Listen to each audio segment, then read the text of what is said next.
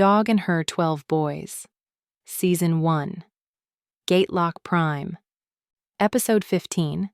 The Overlook. The sewer tunnel curved downward like a throat swallowing us whole. The artifact's pulse had shifted, no longer the erratic ping of something hidden, but a steady rhythm that matched my heartbeat. Or maybe my heartbeat had matched it. Hard to tell anymore. Boy 6 touched the wall as we descended. Stone. Carved stone. I felt his recognition through the lattice, and concrete had given way to something older. Symbols etched into black rock, worn smooth by time and touch. Not human script. Not recent. The kind of markings that made your teeth ache just looking at them. The tunnel widened into a natural cavern. The air thickened, carrying weight and dampness that pressed against our skin like wet wool. Then the ledge, a narrow stone jutting over an impossible drop. We crouched in the shadows, looking down into a chamber that stole our breath. A cathedral. Not built, carved. Hollowed from living rock like someone had scooped out the earth's heart and decorated it with nightmares. Impossible architecture stretched below us, all flowing curves and gravity-defying arches. No mortar, no seams. Just one continuous piece of stone shaped by will or madness. Suspended from the ceiling, hundreds of corpses swayed in perfect formation, neither random nor chaotic. Flayed bodies hung like meat in a slaughterhouse, skin peeled back to expose glistening muscle and yellow fat. Some were mummified, leather dark and shrunken.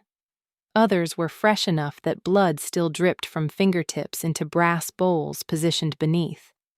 Each body hung at a precise height, specific angle, creating geometric patterns that hurt to follow. They moved like wind chimes in a breeze that didn't exist, their positions shifting with mathematical precision. Below them, arranged in neat rows like a church congregation, sat the zombie choir.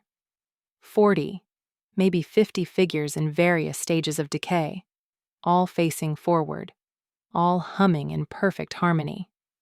Their voices rose up to us, hauntingly beautiful, wrong in every frequency. At the altar, 2 figures stood with arms raised, conducting the choir with slow, deliberate gestures. Tall, impossibly lean. Their robes hung from frames that seemed too long for human proportions, sleeves extending past where hands should end. Even from here, I could taste their psychic presence. Cold, ancient, patient as stone. I studied the layout, tactical mind sorting through the musical madness. The suspended corpses weren't just decoration. They were instruments, resonance chambers. The cathedral's acoustics were designed around them, creating amplification nodes throughout the space. Every surface, every curve, every hanging body served the sound. The artifact pulsed faintly, somewhere beyond this chamber. Whatever we were tracking lay deeper still, but these necromancers stood between us and our prize. I pulsed the command, formation, descent, silent. We moved down the hidden stone steps, each footfall calculated, controlled. The music grew louder as we descended, more hypnotic. Harmonies layered on harmonies, voices that should have been dead-weaving melodies that made the air itself vibrate. Boy 6 stumbled once, caught by the music's pull. Boy 9's eyes glazed over for a moment before I pulsed a wake-up call through the lattice. The song wanted to drag us in, make us part of the performance. Not today. I crouched behind a pillar, studying the suspended corpses one last time.